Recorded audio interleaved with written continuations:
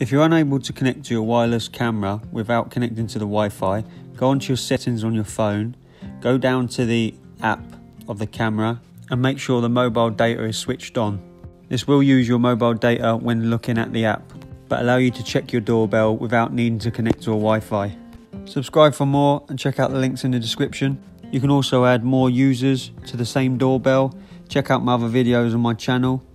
We look at app settings, setting up mains power, full install and review on many different cameras. Thanks for watching.